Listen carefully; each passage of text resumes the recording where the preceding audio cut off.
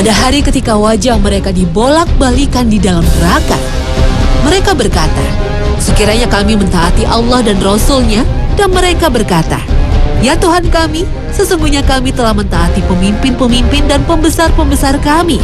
Lalu mereka menyesatkan kami dari jalan yang benar. Ya Tuhan kami, timpakan kepada mereka azab 2 kali lipat, dan laknatlah mereka dengan laknat yang besar. Quran Surah Al-Ahzab ayat 66 hingga 68. Assalamualaikum warahmatullahi wabarakatuh. Selamat pagi pemirsa. Hasanah Ensiklopedia Islam kembali hadir untuk melengkapi wawasan Islami Anda. Semoga terdapat hikmah setelah menyaksikan sajian kami. Insya Allah. Awamkah Anda dengan kata laknat? Tahukah Anda bahwa kita sesama muslim dilarang saling melaknat? Hasanah Ensiklopedia Islam pagi ini akan membahas tentang laknat. Kata laknat yang sudah menjadi bagian dari bahasa Indonesia memiliki 2 makna dalam bahasa Arab. Pertama, bermakna mencerca. Kedua, bermakna pengusiran dan penjauhan dari rahmat Allah. Serapan kata laknat inilah yang kemudian masuk ke dalam struktur komunikasi bahasa kita dan sering dipakai untuk mengumpat dan memaki dalam artian negatif kepada orang lain. Astagfirullah. Nabi SAW bersabda, bukanlah seorang mukmin itu seorang yang suka mencela, tidak pula seorang yang suka melaknat, bukan seorang yang keji dan kotor ucapannya. Hadis riwayat Bukhari dalam kitabnya Al-Adabul Mufrad, halaman 116 dari hadis Abdullah bin Mas'ud radhiyallahu anhu. Jadi laknat selain tidak berlaku antar sesama muslim, juga akan menimbulkan dosa besar bagi yang mengucapkannya. Sejatinya laknat hanya milik Allah. Hanya Allah yang berhak melaknat makhluknya karena melihat dari arti katanya. Laknat adalah menjauhkan insan dari rahmat Allah Subhanahu wa Ta'ala. Dan hanya hak Allah untuk mendekatkan atau menjauhkan rahmat bagi manusia, jin, bahkan setan. Dari Abu Ad-Darda radhiyallahu anhu berkata, Rasulullah SAW bersabda, sesungguhnya orang-orang yang suka melaknat itu tidak akan dapat menjadi syuhada, orang-orang yang menjadi saksi, dan tidak pula dapat memberi syafaat pada hari kiamat kelak. Hadis riwayat Muslim nomor 2598. Namun melaknat pelaku maksiat secara umum, maka hal itu dibolehkan. Karena telah sahih dalam beberapa hadis bahwa Nabi SAW melaknat para penggambar, melaknat wanita yang menyerupai lelaki, melaknat wanita yang menyambung rambutnya, dan yang lainnya sangat banyak. Wallahu a'lam bishawab. Sesungguhnya laknat jelas ditunjukkan bagi orang-orang kafir, apalagi bila jelas bahwa mereka memusuhi Islam dan pemeluknya. Sudah jamak bahwa upaya orang-orang kafir untuk menjauhkan kaum muslim dari menjalankan perintah agama. Bahkan yang lebih parah, banyak upaya dan propaganda supaya kaum muslim meninggalkan agama Islam dan berganti agama lain. Astaghfirullahalazim. Semoga Allah melaknat mereka.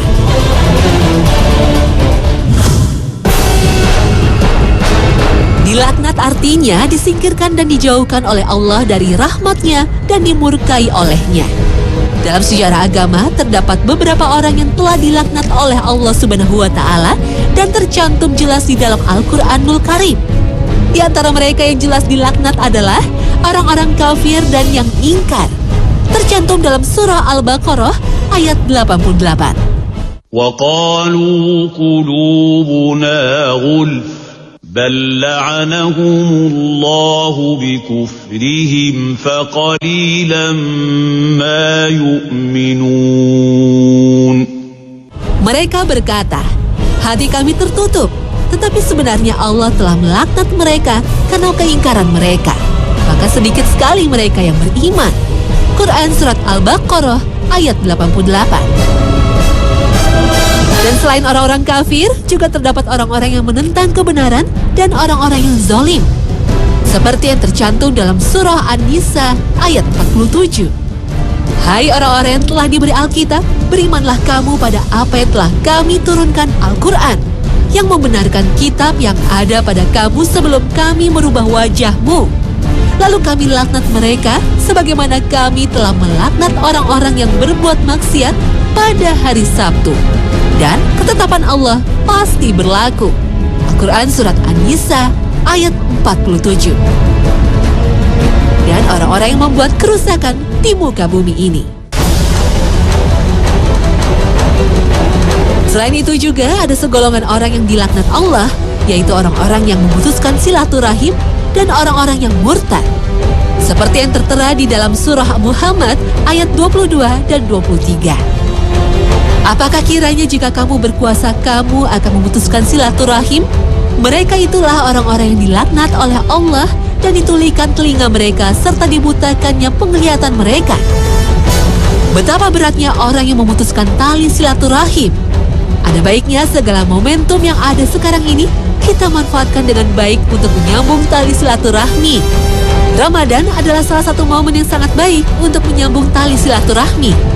Apabila Quran sudah memerintahkan demikian, maka tak ada jalan lain bagi mukmin yang baik untuk taat menjalankannya. Insya Allah, janji surga Allah kepada setiap insan muslim yang taat.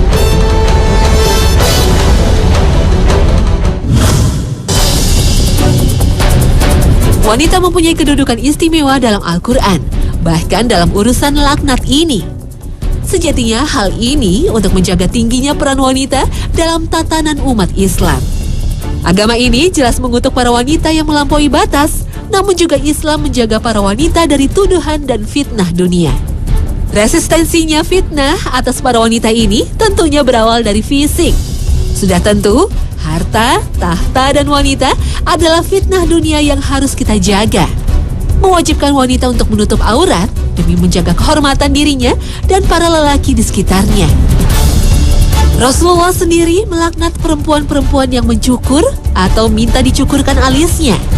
Hal ini tertuang dalam hadis riwayat Bukhari, dan dalam riwayat lain Rasulullah SAW bersabda bahwa Allah melaknat wanita yang membuat tato, wanita yang minta dibuatkan tato, wanita yang mencabut alisnya, wanita yang minta dicabutkan alisnya, dan melaknat wanita yang mengikir giginya untuk tujuan memperindahnya, wanita yang merubah ciptaan Allah Azza wa Jalla.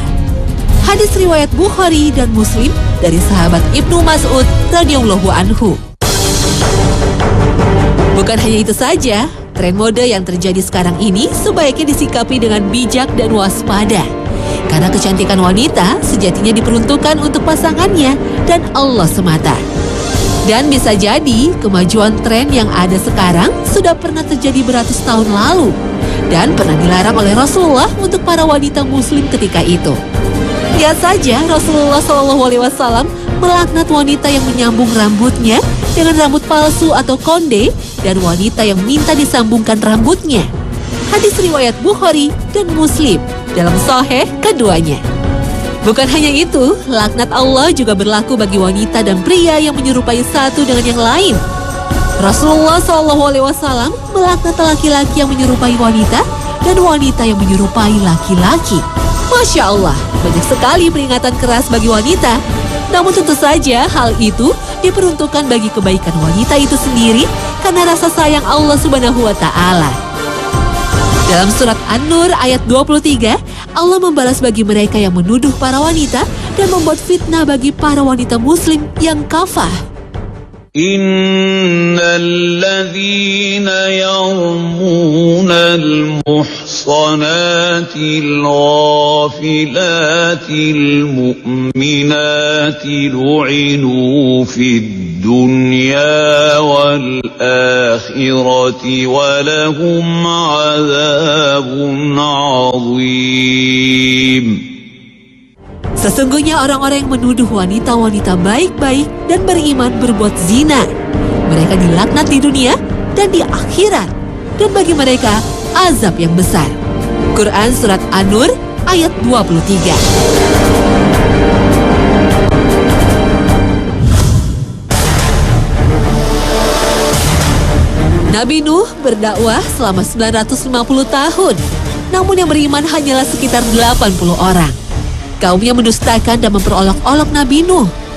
Lalu Allah mendatangkan banjir yang besar kemudian menenggelamkan mereka yang ingkar, termasuk anak dan istri Nabi Nuh. Hal ini tertuang dalam Al-Quran Surat Al-Ankabut ayat 14. Dalam kisah ini, Nabi Nuh berhasil bukan saja menyelamatkan umat pengikutnya yang beriman kepada Allah Ta'ala, tapi juga serombongan hewan yang sengaja dipilih dan berpasangan. Nabi Nuh alaihissalam adalah nabi generasi pertama setelah Nabi Adam alaihissalam yang diberi gelar Ulul Azmi. Antara Nabi Adam dan Nabi Nuh terpaut 10 generasi, sekitar 1642 tahun. Nama Nuh bukan berasal dari bahasa Arab, tapi berasal dari bahasa Syria yang artinya bersyukur. Nama aslinya Abdul Ghafar, namun dalam kitab Taurat, nama Nuh adalah Nahem. Kisah Nabi Nuh tidak hanya dimuat dalam kitab suci Al-Quran, juga dalam Alkitab yang diyakini kaum Yahudi dan Nasrani. Nabi Nuh diangkat menjadi nabi sekitar tahun 3650 sebelum Masehi. Menurut Ibnu Abbas, saat diutus pada kaumnya untuk berdakwah, Nabi Nuh sudah berumur 480 tahun. Dan saat terjadi banjir besar, Nabi Nuh berusia 600 tahun. Sedangkan Nabi Nuh wafat pada usia 950 tahun. Nabi Nuh memiliki 4 anak, Kan'an, Sam, Ham, dan Yafet.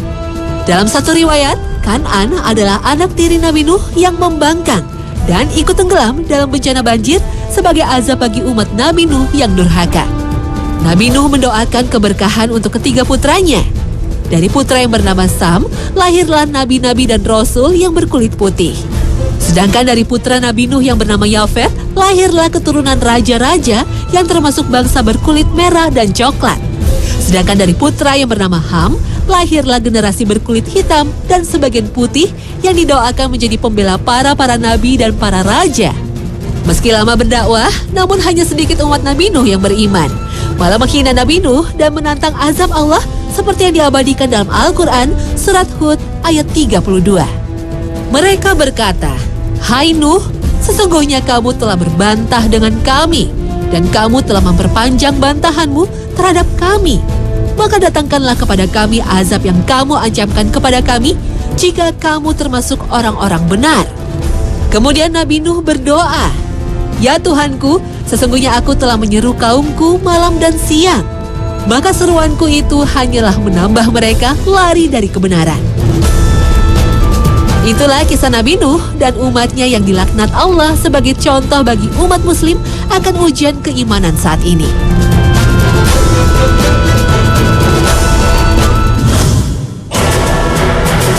Kaum Bani Israel dikisahkan sedang ditindas oleh Fir'aun. Allah mengutus Nabi Musa dan Nabi Harun untuk memperingatkan Fir'aun akan azab Allah. Namun Fir'aun malah menantang dan mengaku sebagai Tuhan. Ia akhirnya tewas di Laut Merah dan jasadnya berhasil diselamatkan sebagai bukti laknat Allah atasnya sebagai pembelajaran umat muslim saat ini. Jasadnya hingga kini masih bisa disaksikan di Museum Mumi di Mesir.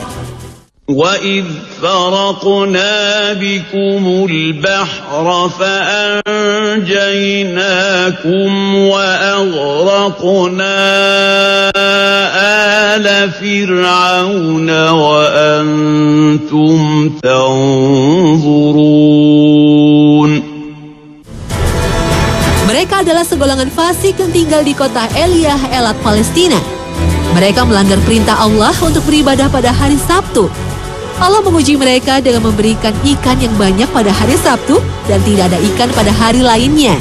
Mereka meminta Rasul Allah untuk mengalihkan ibadah pada hari lain selain Sabtu. Mereka akhirnya dibinasakan dengan dilaknat Allah menjadi kera yang hina. واسألهم عن القرية التي كانت حاضرة البحر إذ يعدون في السبت إذ تأتيهم حيتانهم يوم سبتهم شرعا ويوم لا يسبتون لا تأتيهم كذلك نبلوهم بما كانوا يفسقون. Rash adalah nama sebuah telaga yang kering airnya. Nama Al-Rash ditujukan pada suatu kaum. Konon Nabi yang diutus kepada mereka adalah Nabi Saleh. Namun ada pula yang menyebutkan Nabi Su'aib. Sementara itu yang ulama lainnya menyebutkan utusan itu bernama Hazalah bin Shinwan. Ada pula yang menyebut bin Shofwan. Wallahu a'lam. Kaum ini dilaknat Allah karena mereka menyembah patung. Ada pula yang menyebutkan pelanggaran yang mereka lakukan karena mencampakkan utusan yang dikirim kepada mereka ke dalam sumur sehingga mereka dibinasakan Allah. Kisah mereka diabadikan dalam Al-Quran surah Al-Furqan ayat 38 dan Qaf ayat 12. كذبت قبلهم قوم نوح وأصحاب الرس وثمود.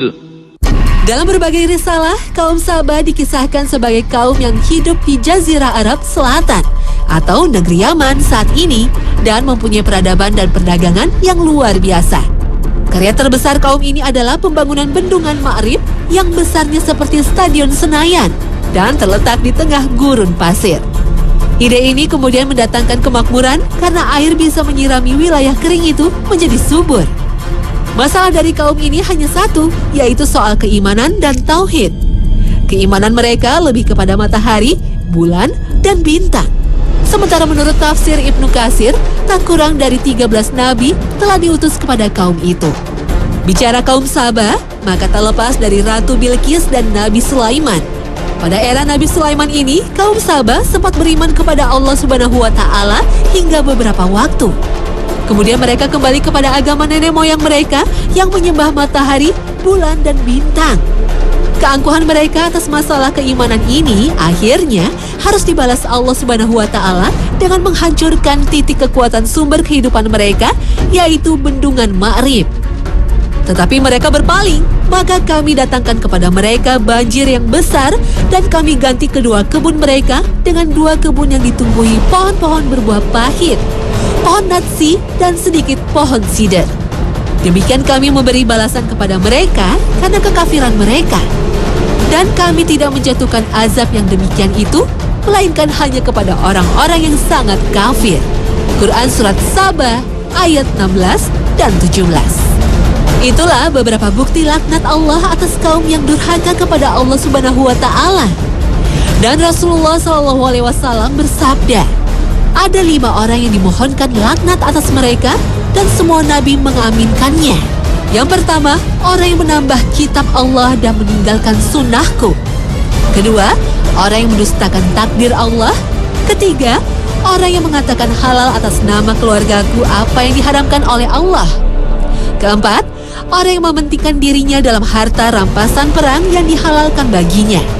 Kelima, orang yang mengajak berbuat baik sementara dirinya meninggalkannya atau melarang orang lain berbuat dosa sementara dirinya melakukannya. Al-Quran Surat Al-Wasail ayat 271.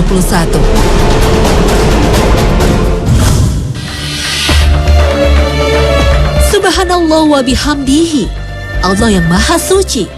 Keras dan besarnya laknat Allah atas umat manusia bukan berarti tanpa ampunan.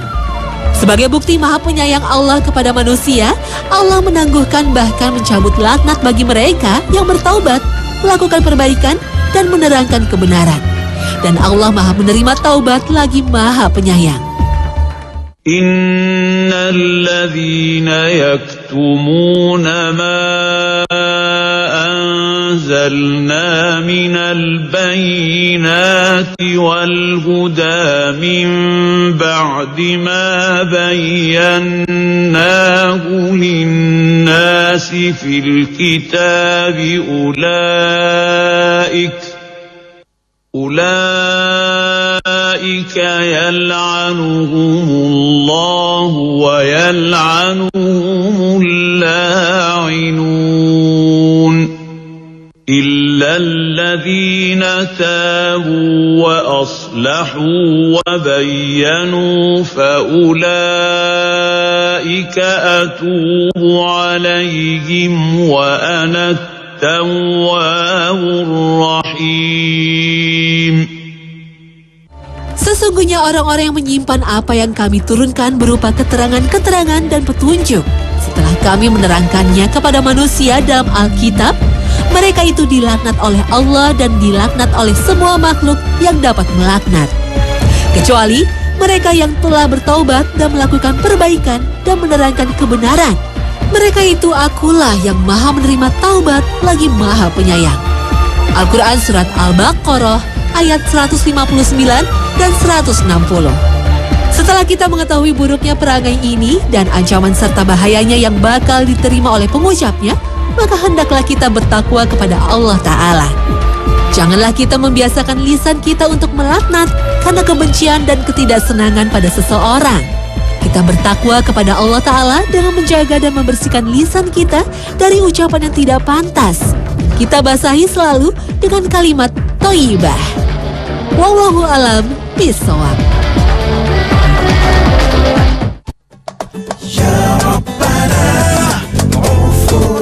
Nah pemirsa, inilah akhir kebersamaan kita di hari ini.